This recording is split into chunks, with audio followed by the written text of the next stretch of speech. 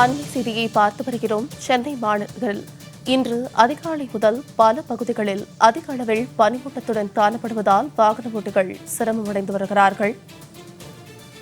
வாகனங்கள் தெளிவாக தெரியாத அளவுக்கு கடும் பனிமூட்டம் இருப்பதால் முகப்பு விளக்குகளை எரியவிட்டபடி வாகன ஓட்டிகள் பயணம் செய்து வருகிறார்கள். அண்மை செய்தியாக பார்த்து வருகிறோம். மேலும் இது குறித்தான கூடுதல் விவரங்களோடு இணைகிறார் எமது செய்தியாளர் குணசுந்தரி. குணசுந்தரி, வணக்கம். விரிவான விவரங்கள். வணக்கம் சார்லதா. சென்னையில் இன்று அதிகாலை முதலே நகரோட பல பகுதிகளில் அதிக அளவுல பனிமூட்டம் காணப்படுவதால வாகன ஓட்டிகள் கடும் சிரமத்திற்குள்ளாகி இருக்காங்க.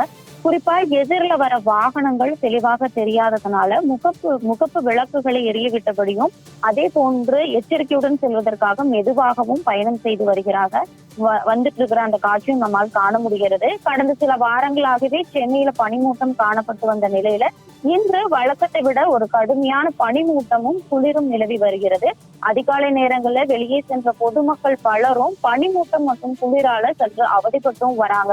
இந்த சூழலில தற்பொழுது சென்னை வானிலை ஆய்வு மையம் ஒரு தகவலும் தெரிவித்திருக்கிறது. குறிப்பா சென்னையில் புறநகர் முழுவதுமாக பனிமூட்டம் அதிக அளவில் காணப்படும் இந்த நிலையில மீனம்பாக்கம் விமான நிலையத்துல அடர்த்தியான ஒரு பனிமூட்டமும் தற்பொழுது நிலவி வருவதாகவும், சென்னை மீனம்பாக்கம் விமான நிலையத்துல இன்று அதிகாலை மிதமானது முதல் அடர்த்தியான பனிமூட்டம் என்பதும் நிலவி இருக்கு. இதனால காலை 5:30 மணி அளவுல பார்வை திறன் என்பது 1500 மீட்டராகவும், அதே போன்று தற்பொழுது 7:30 மணி அளவில் 150 மீட்டராகவும் பார்வை திறன் குறைந்திருப்பதாகவும் சென்னை வானிலை ஆய்வு மையம் தற்பொழுது தகவல் என்பது தெரிவித்திருக்கிறது. இதனால சென்னை புறநகர் பகுதிகளில் போக்குவரத்து பாதிக்கப்படுவதற்கான வாய்ப்புகளும், அதே அளவில் ஈரப்பதம் மிதமான முதல் அமைதியான ஒரு காலநிலை சூழலும் இங்கு நிலவுவதற்கான வாய்ப்பு இருப்பதாகவும் தற்பொழுது சென்னை வானிலை ஆய்வு மையம் தகவல் தெரிவித்திருக்கிறது.